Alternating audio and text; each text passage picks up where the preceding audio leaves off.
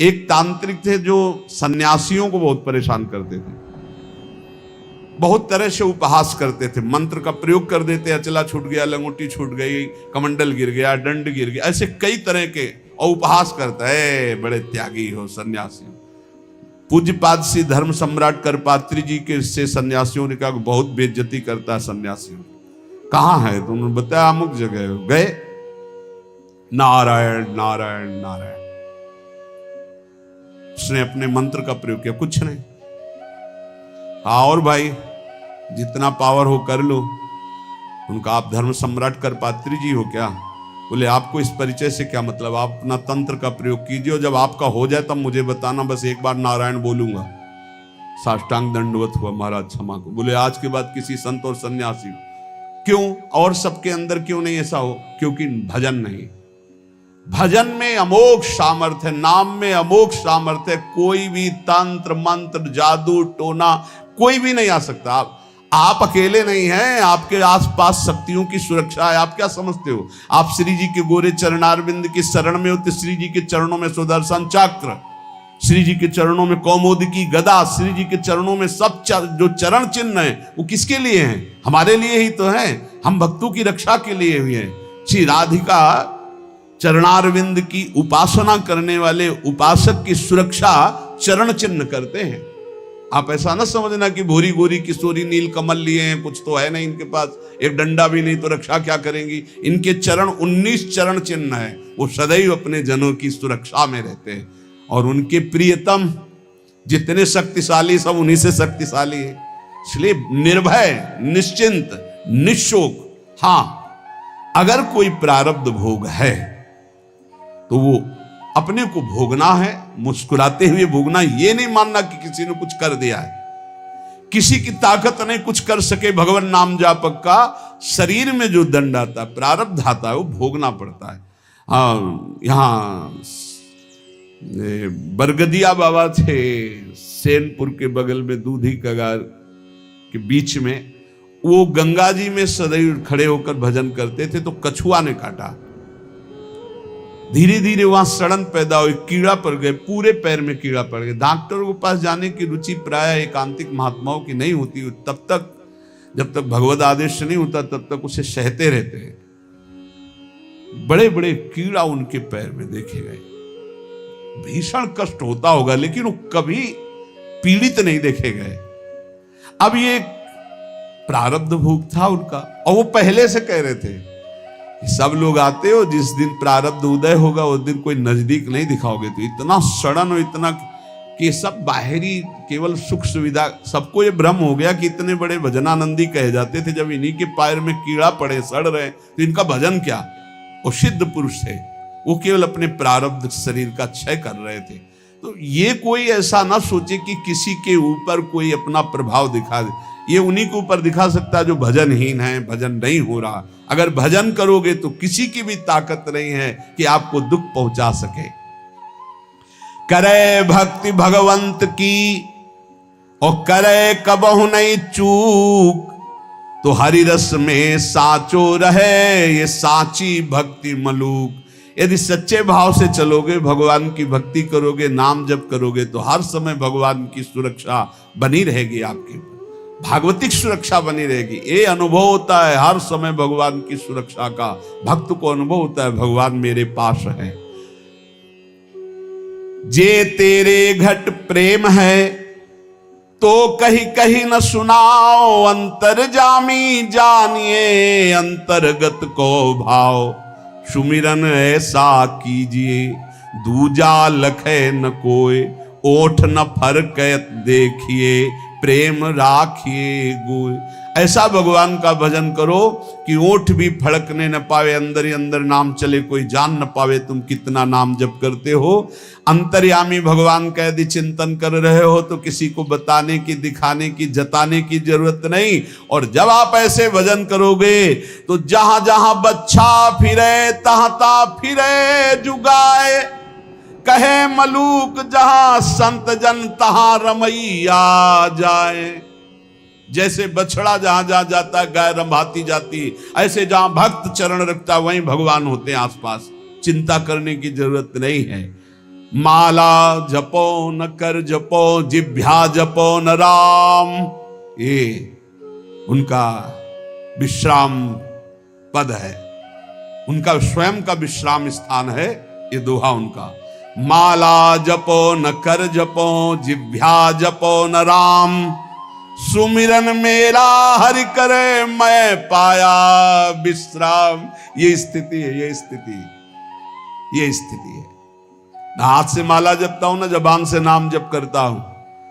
माला जपो न कर जपो जिभ्या जपो न राम, सुमिरन मेरा हरि करे मैं पाया विश्राम। मैं खो गया हरि में, अब हरि ही स्मृति बन करके चल रहे। मैं हरि स्मृति, स्मृति के अभिमान का भी त्याग जो है वो ये स्थिति है। ये तुम न शुरू कर देना हा कि न माला जपू न कर जपू न जिभ्या जपू, अब मेरा हरि सुमिरन कर रहा है, ऐसा स्थिति की बात है। प्रायः ये बातें ज्यादा पकड़ी जाती सिद्धावस्था वाली, कि जैसे उसमें लिखा ना सुधा निधि में, लिखंति भुजमूल तून खलु शंख चक्रादिकम विचित्र हरि मंदिरम। तो एक साधक मिले, अन्य कहीं से मिले, तो श्री हरिवंश ने कहा आज तिलक रचना नहीं, उसकी जरूरत नहीं। अच्छा सुधा निधि नहीं पढ़े आप? उनका जी वो लिखंति भुजमूल तून खलु शंख चक्रादिकम। उनका हरिवंश महाप्रभु से बढ़कर, महाप्रभु तिलक लगाते हैं, राधा वल्लभ जी तिलक लगाते हैं, गुरु जी तिलक लगाते हैं। श्लोक याद है तुम्हें, और उनके स्वरूप को नहीं याद है कि स्वयं आचार्य तिलक लगाते, इष्ट तिलक लगाते, गुरुदेव तिलक लगाते। ये सिद्धावस्था बहुत जल्दी पकड़ी जाती। क्या सुना बोले, माला जपो न कर जपो जिभ्या जपो न राम, लेकिन हर समय जपता रहूं विषयों को अभिराम। बड़े शोभा में है भोग, बड़े शोभा, इनका चिंतन। ये कहां है? स्मृति की, स्मृति का भी त्याग। मैं स्मृति कर रहा हूं इसका भी त्याग। अखंड स्मृति चल रही। माला जपो न कर जपो जिभ्या जपो न राम, सुमिरन मेरा हरि करे मैं पाया विश्राम। मेरा हरि सुमिरन करे मैं विश्राम को प्राप्त हो गया। भगवान श्री कृष्णचंद्र जी महाराज अर्जुन जी से करुणा करके उपदेश कर रहे हैं। गेयः यह स नित्य सन्यासी, वही नित्य सन्यासी है। अपने लोगों ने सन्यास शब्द से समझ लिया है कि जो दंड ले लेता है, जो घर बार त्याग कर देता है, जो लाल कपड़ा पहन लेता है या जो पीले कपड़ा पहन लेता है, वही सन्यासी होता है। भगवान यहां सन्यासी की परिभाषा कह रहे, गेयः स नित्य सन्यासी यो न द्वेष्टि न कांक्षति, निर्द्वंदो ही महाबाहो सुखम बंधात प्रमुच्यते।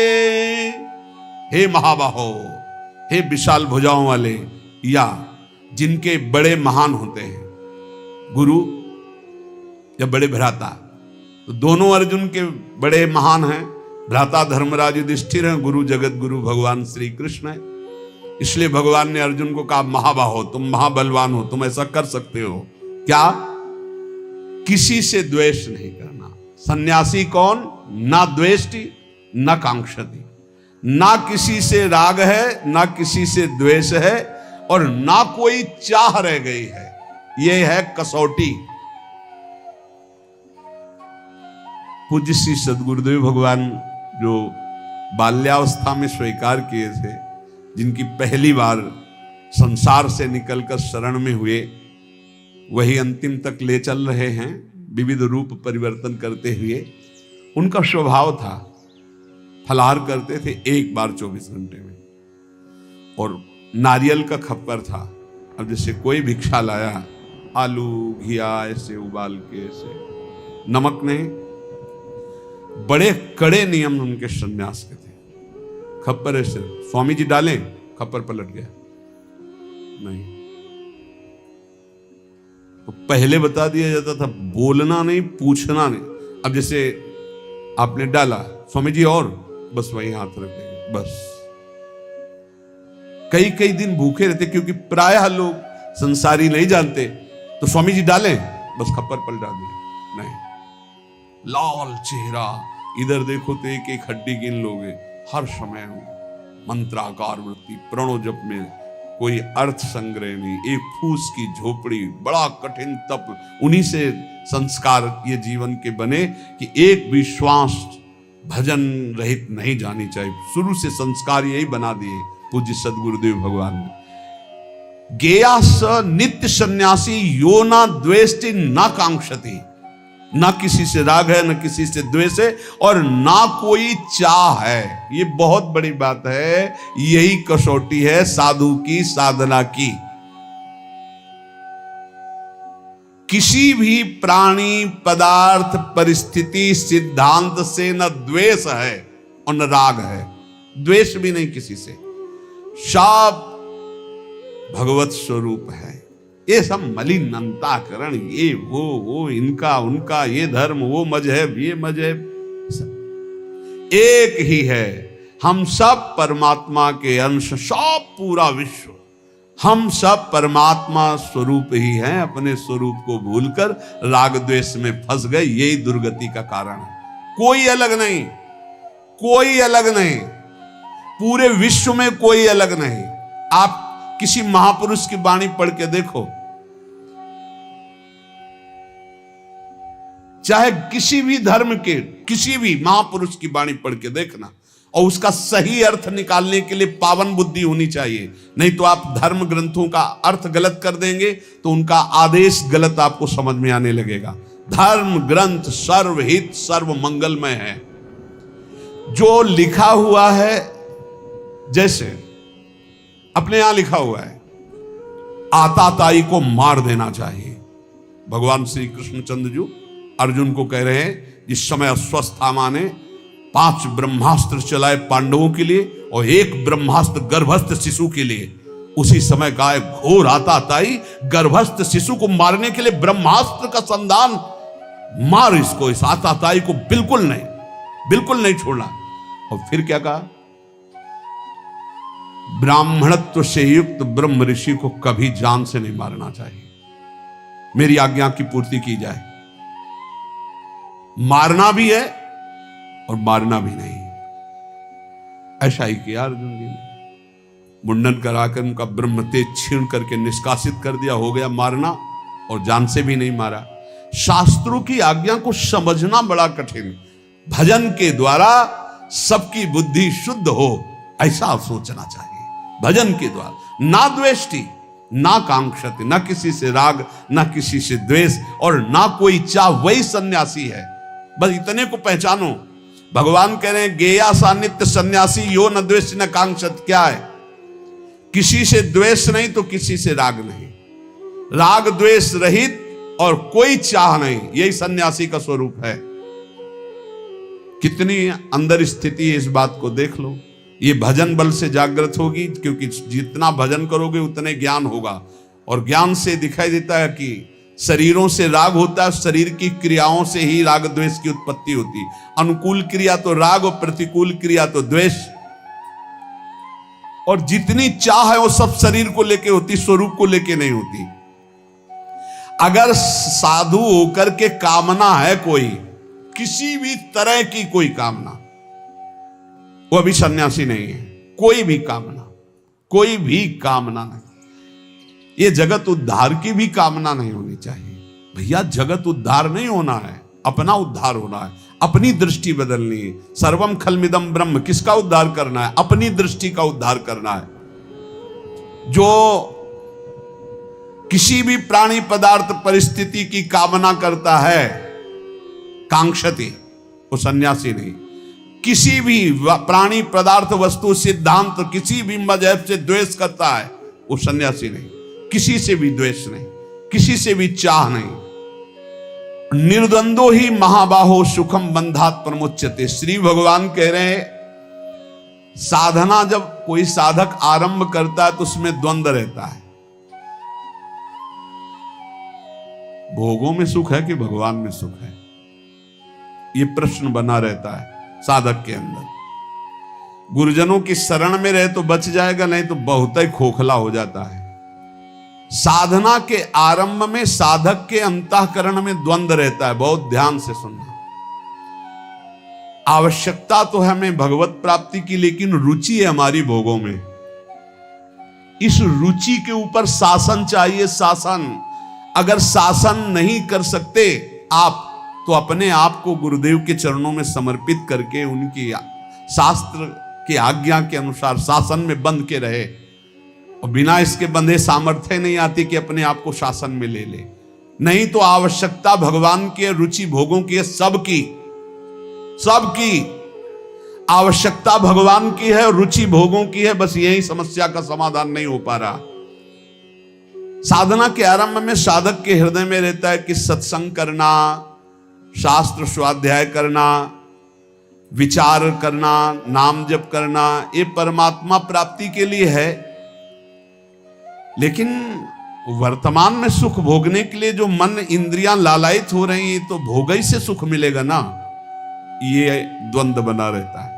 बहुत सुंदर बात है और ये सबके अंदर बना रहता है। इसलिए साधक खूब भजन करना चाहता है, पर भोग और संग्रह को छोड़ना नहीं चाहता। भोग और संग्रह को छोड़ना नहीं चाहता। भजन से परमात्मा प्राप्ति, लेकिन जीने के लिए, सुखमय जीवन व्यतीत करने के लिए अच्छा खाना, भोगना, ये सब तो होना चाहिए। प्रायः हमें लगता है 100 में 95 और 5 ऐसे निकलेंगे जिनकी ये समझ में बात आ गई है कि भोग और संग्रह करने वाला कभी परमात्मा प्राप्ति कर ही नहीं सकता। और वो भगवान के वचन है, भोगैश्वर्य प्रसक्ता नाम तयापहृत चेतसाम व्यवसायत्मिका बुद्धि समाधो न विधीयते। भोग और ऐश्वर्य में जिसकी चित्तवृत्ति अपहृत कर ली गई है, उसकी बुद्धि कभी निश्चय नहीं कर सकती परमात्मा प्राप्ति का।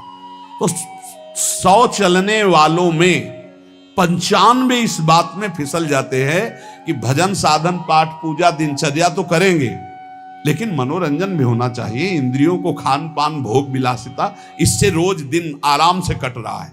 और वो ये नहीं जान रहे कि अंधा बटे पड़ा चबाए। ये जो हम कर रहे हैं, हमारी सारी साधना मिट्टी में मिल रही। अब वो संग 2 प्रकार का करता है।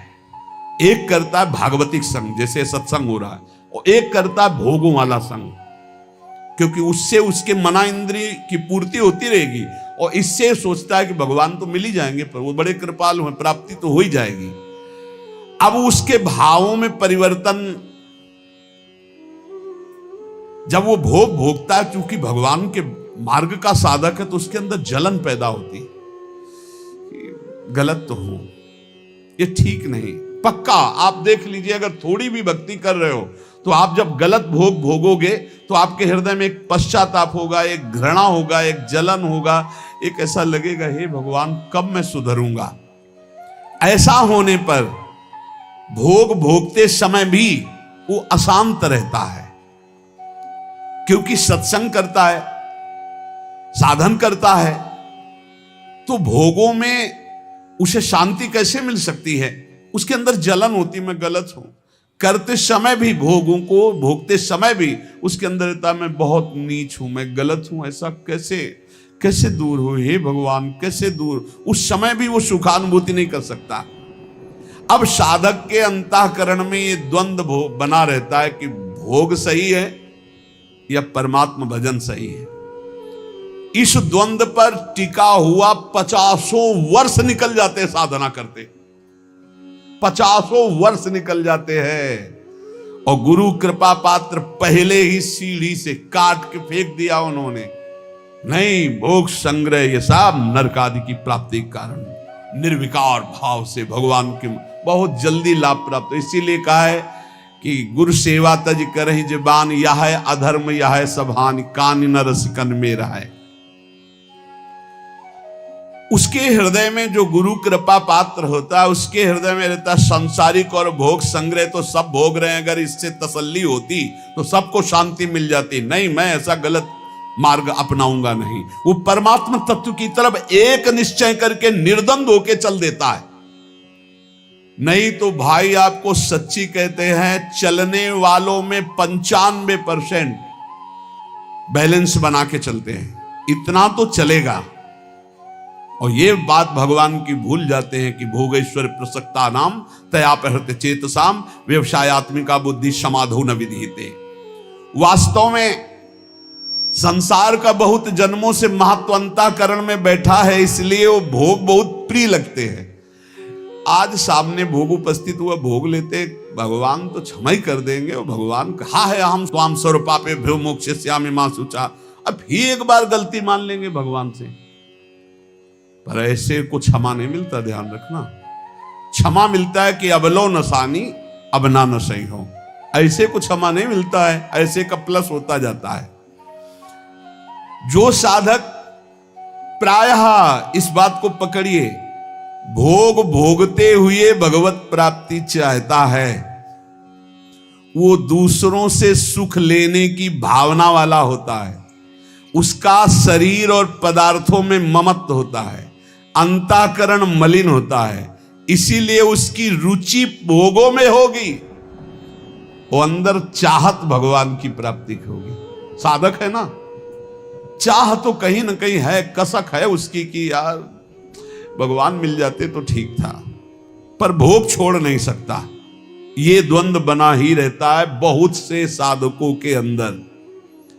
साधक के द्वंद्व में विचार पक्का ना होने के कारण कैसे सुख भोगूं, कैसे आराम भोगूं और कैसे भगवान मिल जाए, दोनों, इसीलिए द्वंद्व चलता रहता है। ये बहुत बहुत सच्ची बात है, बहुत सच्ची बात है। ये बहुत बहुत ज्यादा मात्रा में फैला हुआ है यही बात। वो भजन भी कर रहा है, सत्संग भी सुन रहा है, सब प्रवचन सुन रहा है, प्रवचन कर रहा है, पर उसके अंदर की भावना में मन और इंद्रियों को रोककर परमात्मा के सुख में लगाने की नहीं, मन और इंद्रियों के अनुकूल भोग भोगने की, ये भी नहीं छोड़ सकता और वो भी नहीं छोड़ सकता। इसलिए बहुत लंबा समय चला जाता है, उसके हृदय में कोई भगवदानंद की स्फूर्ति नहीं होती। निर्द्वंद होना मुख्य बात है। ये राग द्वेष अपने आप मिट जाएंगे जहां निर्द्वंद हो जाओगे। विचार करना चाहिए निर्द्वंद होने के लिए कि सब अनुकूल भोगों को भोग रहे हैं, प्रतिकूलता जबरदस्ती भोगनी पड़ती है। प्रतिकूलता कोई भोगना नहीं चाहता, अनुकूल भोगों को सब भोग रहे। क्या इनको विश्राम मिल गया क्या? नहीं ना। तो एक बार हिम्मत करके हटो भोगों से। भोग भोगने से जब तक हटोगे नहीं तब तक परमात्मानंद स्फुरित नहीं होगा। अगर निर्द्वंद हो गए तो सुखम बंधात प्रमुच्यते, सुख पूर्वक संसार बंधन से मुक्त हो जाओगे। अनुकूलता प्रतिकूलता ये आएगी प्रारब्धवशात, लेकिन भोगो मत ना अनुकूलता को ना प्रतिकूलता को। सम रहो, सम। वो स्वरूप की तरफ जब दृष्टा भाव होगा तब सम होगे। पहले अनुकूलता में गाढ़ फंसे हुए, प्रतिकूलता तो जबरदस्ती भोगनी पड़ती है। अनुकूलता का त्यागो। स्वयं आप विचार करो, नाप इंद्रियों, बहुत ध्यान देने का एक गूढ़ विषय, इसीलिए धीरे धीरे बोल रहे हैं। आप इंद्री नहीं हो जो इंद्रियां भोग मांग रही, आप मन नहीं हो जो मन भोग मांग रहा है, वो आप दे रहे हो। आप बुद्धि नहीं हो जो बुद्धि निश्चय कर रही कि इन भोगों में सुख है। आप परमात्मा स्वरूप हो। यही आपका बंधन हुआ है जो आप अंतःकरण इंद्रियों में तदात्म हो गए। एक बार हिम्मत करो, इन दुष्ट इंद्रियों और दुष्ट मन की मांग के विरोध में हो जाओ। हिम्मत करो एक बार विरोध में। लेकिन गुरु के विरोध में करवा देंगे इंद्रियां, मन शास्त्र के विरुद्ध चलवा देंगे, लेकिन इनके विरुद्ध तुम हो जाओ, इतनी हिम्मत। तभी नाम से श्री हरिवंश नाम बल रहो। क्या हुआ? मन और इंद्रियों से ममता इतनी हो गई कि पदार्थ, व्यक्ति, क्रिया जो मन इंद्रियों को अच्छी लग रही उसी के हम अधीन हो गए। बड़ी सुंदर बात है, देख लो, अंदर की बात है। देखो, सुषुप्ति में कुछ याद नहीं रहता, फिर भी आप जीवित रहते हैं। आपको ये भ्रम दे दिया गया अंदर कि अगर हम ये भोग नहीं भोगेंगे तो हम रह नहीं पाएंगे। अगर कोई भी भोग है, सुषुप्ति में कौन सा भोग होता? सुषुप्ति में, स्वप्न की बात नहीं कह रहे, 6 घंटे आप बिना भोग के होते हैं। कोई भोग नहीं, खाना पीना सोचना कुछ भी, कोई भोग नहीं। ठप पूरा रहता है सिस्टम, अंतःकरण शांत, तभी घोर सुषुप्ति में गए तो आनंद आता है कि नहीं बाद में, यार 6 घंटे सोए। तो भोग त्याग, संसार के चिंतन के त्याग का आनंद देख लो अज्ञान में। जब सुसुप्ति में चले गए, 6 घंटा बाद उठे तो आहा, एकदम नई चेतना आई। क्यों? 6 घंटे कोई संसार का चिंतन नहीं किया, 6 घंटे कोई भोग नहीं भोगा, किसी भी तरह का खान पान कोई भोग नहीं भोगा। अगर वही जागृत में स्थिति हो जाए तो उसी को समाधि कहते हैं। सुषुप्ति अवस्था में जब तुम 6 घंटे संसार को भूले हुए थे, तब भी तुम जीवित थे। तो जागृत अवस्था में तुमने ये क्यों मान लिया कि मैं इन भोगों के बिना जीवित नहीं रह सकता, मैं नहीं रह पाऊंगा? क्यों मान लिया? इस प्राणी के बिना, इस शरीर के भोग के बिना, इस पदार्थ के भोग के बिना, इस वस्तु के बिना, इस नशा के बिना मैं नहीं रह सकता। यह है अपनी स्वतंत्र सत्ता को खोकर अधीन हो जाना भोगों के। ये अधीनता कब तक बनाए रखोगे? संसार का राग उत्पन्न होता है, नष्ट होता है। राग कभी स्थायी नहीं होता। किसी एक भोग को भोगते रहो, अगर घृणा ना हो जाए तो कहना दूसरे नए भोग को उसी भोगने की इच्छा हो जाएगी। नए नए प्राणी, नए नए पदार्थ, नए नए शरीर, नए नए भोग हमें चाहिए। नहीं तुम समझ पा रहे, तुम्हें फंसाया जा रहा है। परंतु यदि परमात्मा प्राप्ति की अभिलाषा उत्पन्न हो गई तो ये कभी नष्ट नहीं होती, ये बनी रहती है। क्योंकि तुम परमात्मा के अंश हो, तुम्हारी अखंड स्थिति परमात्मा में है। उसे तुम भूल करके अंतःकरण और इंद्रियों में अपनी स्थिति को जो मान रहे हो, इसीलिए अभिलाषा बन गई भोगों की, इसको हटाना है। केवल इतना ही करना है कि इंद्रिय और मन से ममता हटाना है। इंद्रिय और मन से ममता हटाने का मतलब इंद्रिया मन जो गलत भोग भोगने की चाह कर रहे हैं, इनको नहीं पूरी करनी। ये मैं नहीं हूं, अरे इतने में काम बन जाएगा। पर इतने हटाने के लिए नाम जप बहुत बढ़ाओ। जितना तुम्हारा राग कम होता जाएगा, उतने ही आपको अंदर ज्ञान का प्रकाश मिलता जाएगा। मैं जीत सकता हूं आपके अंदर आने लगेगा। मैं जान गया हूं, ये अभी तक मुझे डरवा रहे थे, मैं इन भोगों के बिना भी रह सकता हूं। नहीं, बहुत डरवाते हैं, इसके बिना मैं नहीं रह सकता, इसके बिना मैं नहीं रह सकता। राग और द्वेष जितने भी साधन है सबको चाट जाता है। इसीलिए बोले इतने वर्ष हो गए भजन करते, साधना करते, कोई लाभ नहीं मिला, क्योंकि राग द्वेष है भोगों का। राग द्वेष मिटा के नित्य प्राप्त परमात्मा की अनुभूति स्वतः ही हो जाएगी। परिश्रम करना है केवल राग द्वेष मिटाने के लिए, इन इंद्रियों को भोगों से हटाने के लिए। भोग ने नहीं पकड़ा है, आपने भोग को पकड़ रखा है। बाहर जितना सुख भोगने की इच्छा करोगे उतना ही दुख मिलेगा। भीतर आकर के इनसे निरपेक्ष हो जाओगे, उतने ही सुखी हो जाओगे। इस जड़ शरीर और जड़ इंद्रियों में तदात्म होने के कारण ये भोग हमें परास्त कर रहे हैं, और इनसे अलग हो तुम, इतना अनुभव करो, इनके अधीन मत हो, अभी निर्द्वंद हो जाओगे। भगवान करें निर्द्वंद जो है वो सुख पूर्वक संसार से मुक्त हो जाता है। फिर सारांश में हम चाहते हैं भगवान से मिलना, पर रुचि हमारी भोगों में है। बिना भोगे हम जी नहीं सकते, ऐसा हमारे मन में कमजोरी बैठ गई है।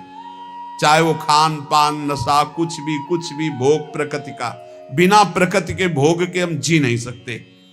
नहीं, ये मेरा विषय नहीं है, मैं अविनाशी हूं। अब हमको इन्हें धर्म से चलाना है। शरीर पोषण के लिए धर्म पूर्वक विषय सेवन करना है। पहले अधर्म भोगों का त्याग करो, थोड़ा निर्मलता आएगी, फिर भोक्ता भाव का भी त्याग हो जाएगा। कोई द्वंद्व आपका स्पर्श नहीं करेगा। आप निर्विकार होकर परम पद में स्थित थे, स्थित हैं, स्थित रहेंगे, ऐसा अनुभव हो जाएगा। इसलिए सारांश फिर वही पुनरावृत्ति, सारे कर्म भगवान को समर्पित करो, कोई भी पाप कर्म ना बनने पावे, और निरंतर नाम जप करो। आप अपने आप गुणातीत हो जाओगे, आप द्वंद्वातीत हो जाओगे, आप योग क्षेम की चिंता से ऊपर उठ जाओगे, परमानंद में डूब जाओगे।